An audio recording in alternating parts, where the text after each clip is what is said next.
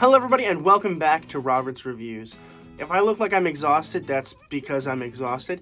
Because I work in a movie theater, I get, some perks. And this was a perk I didn't know about that I'm really excited about. I got to see this movie at midnight this morning. It was exhausting, but it was worth it. I think I'm going to continue to do it, mainly so I can upload these videos on Thursday mornings and get a little bit of an advantage on other people. So if you like the video, subscribe because you'll get more of these. So definitely consider doing that. But today, non-spoilers, of course, we're going to be talking about Venom, Let There Be Carnage.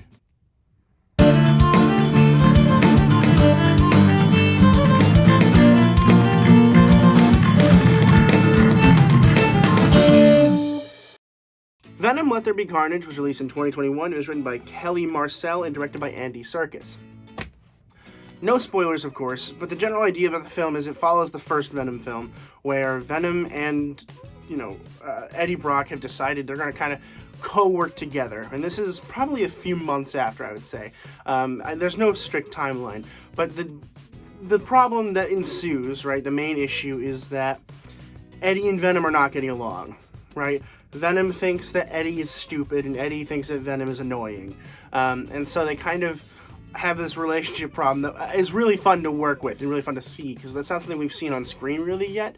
But it's very to the comics, I haven't read a whole lot of comics on Venom, but I've read a few because Spider-Man's my favorite character, so of course I'm into the Venom stuff.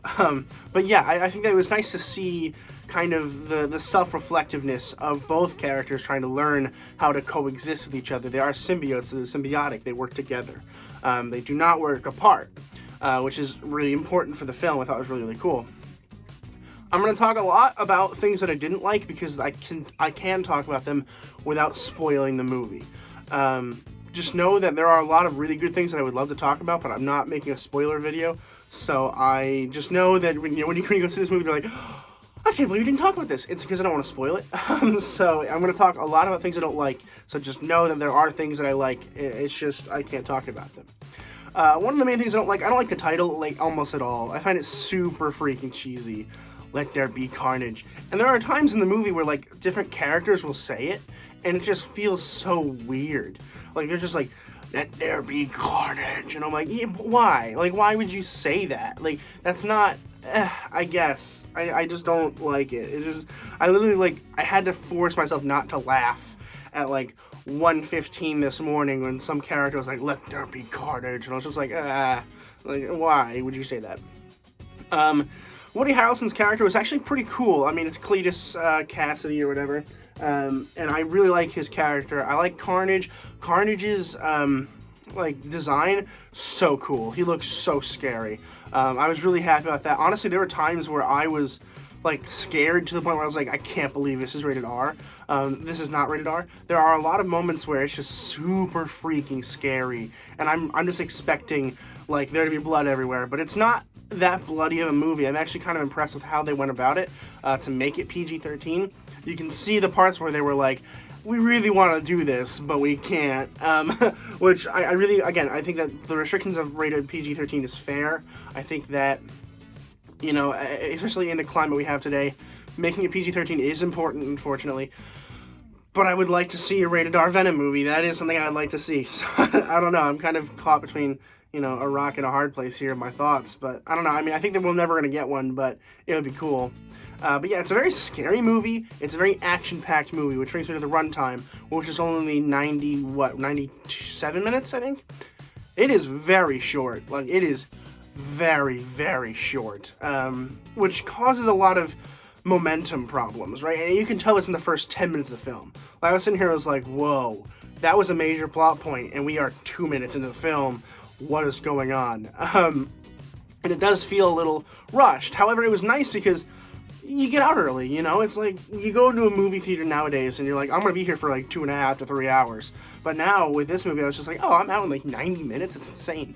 I think it could have helped from being a little bit longer, particularly for the character that Naomi Harris plays, who plays Shriek, who's the secondary villain, kind of. And she just has this ability where when she speaks, she can make sound waves, which, as you can tell, already causes problems with Venom and or Carnage, because they are sensitive to sound.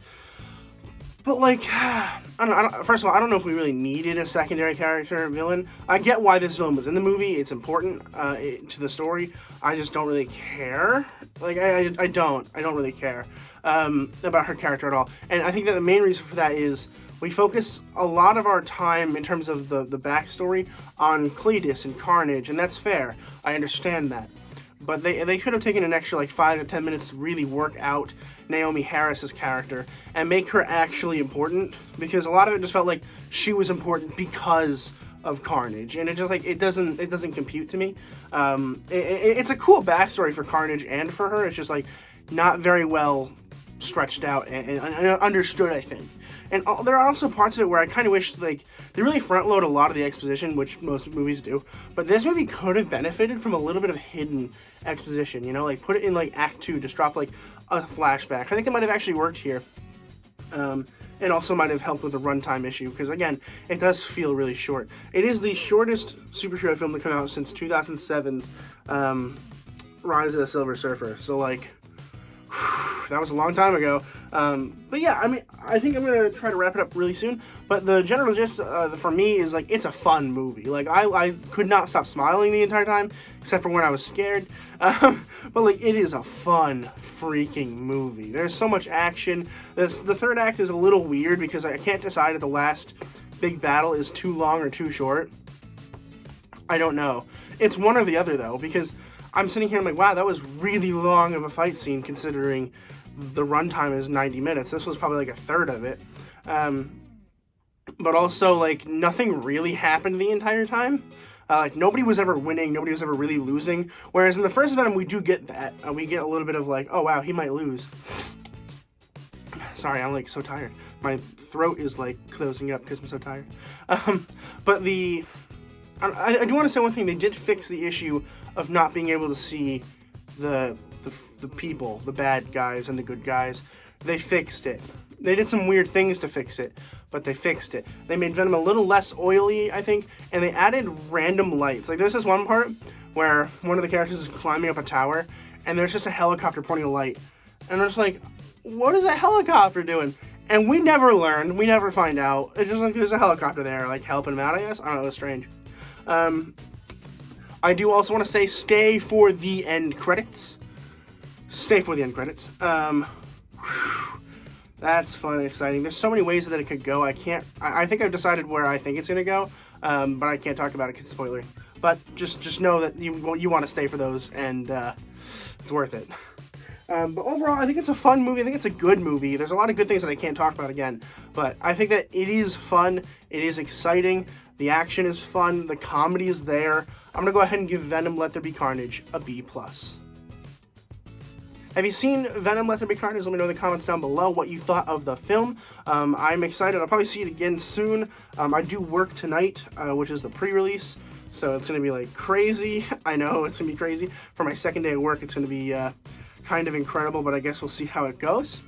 But anyway, please consider subscribing, because once we get to 200 subscribers, I'm going to be doing an 8-hour-long live stream. You don't want to miss that, so definitely consider subscribing, liking the video, share with friends, and as always, keep watching movies and television, stay educated, and I'll see you guys in the next video.